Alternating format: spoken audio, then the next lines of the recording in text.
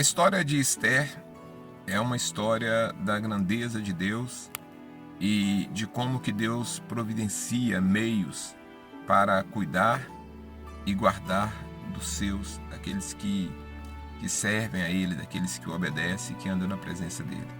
Nós vamos descobrir que é uma história de livramento e vamos perceber os detalhes dessa história e a forma como Deus ele se manifestou em tudo isso, operando para trazer um livramento para o seu povo. Nós precisamos analisar alguns pontos dessa história e tirar algumas lições para as nossas vidas. E a primeira das lições que nós encontramos aqui talvez seja na atitude da rainha Vasti. A rainha Vasti, se nós formos observar os detalhes da história e talvez se você for analisar o contexto, todo o contexto da história, você vai talvez até dar razão para a atitude dela. O rei, depois de estar embriagado, depois de ter festejado vários dias com os seus amigos e tudo mais, pede que a rainha se manifeste, né, se apresente diante de todos, vestida com seus trajes reais, para que ele pudesse mostrar para todos como a sua rainha era bonita.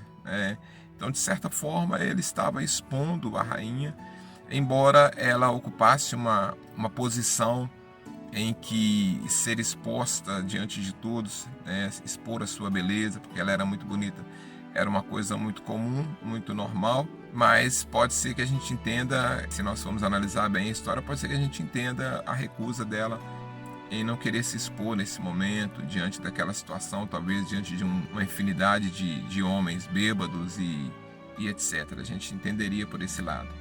Mas nós precisamos olhar a história segundo o contexto histórico, né? Naqueles dias, Vasti estava diante do rei como a sua rainha. E num período em que as mulheres, diferentemente de hoje, as mulheres não tinham tanta voz ativa. A mulher, hoje em dia, ela conseguiu o seu espaço na sociedade, mas naquela época, o papel da mulher era esse, era ser acompanhante do seu marido, era ser sua ajudadora simplesmente nas funções de casa e no cuidado com filhos e etc. E então, quando o rei manda que ela se apresente diante dele, ela simplesmente recusa obedecer uma ordem do rei. E quando ela recusa obedecer essa ordem do rei, ela cria um problema para o rei em todo o seu reinado, porque ele poderia ter problema no seu reinado por causa daquela atitude dela, uma atitude de fraqueza para um imperador que governava 127 províncias. Então poderia ser uma atitude de fraqueza diante dele, diante daquela situação. E ela poderia também criar um problema para todos os maridos naquela época. Seria, digamos assim, um grito de liberdade das mulheres naqueles tempos.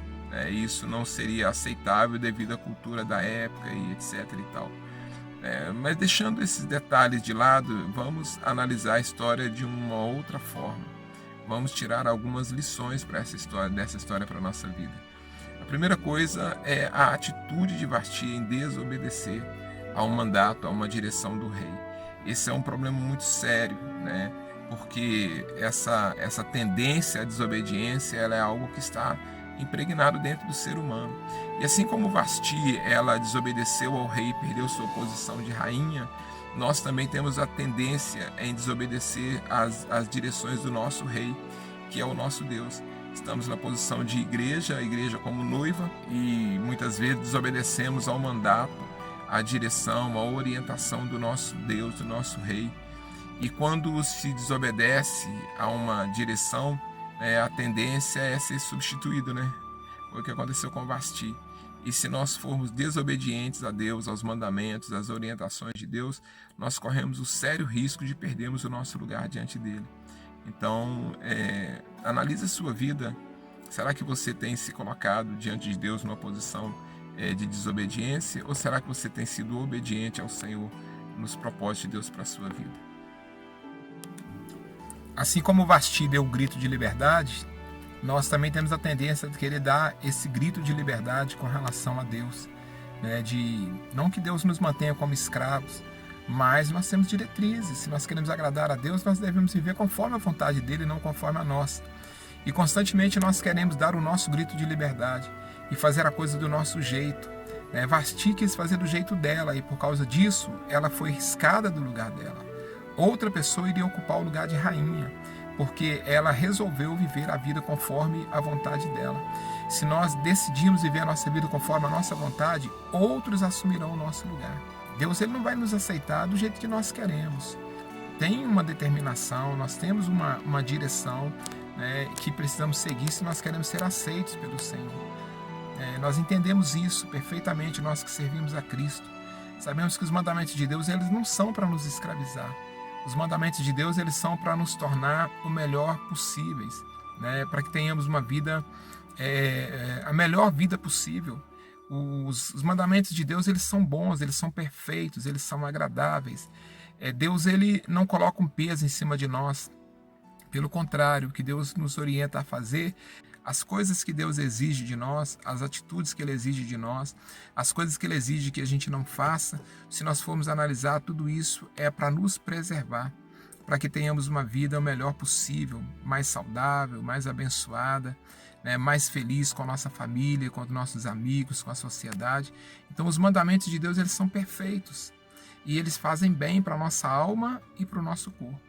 Analise como que está a sua vida. Será que você está tentando dar o seu grito de liberdade como Vasti? Porque se nós dermos o nosso grito de liberdade, nós vamos pagar o preço por isso. Vasti pagou o preço, ela deixou de ser rainha. E nós, se nós dermos o nosso grito de liberdade, de fazer o que nós queremos, nós também pagaremos o preço. Deixaremos de ser igreja. Você quer deixar de ser igreja? Ou você quer continuar sendo igreja do Deus vivo, noivo do Cordeiro? Fica aí para nossa meditação nesse dia.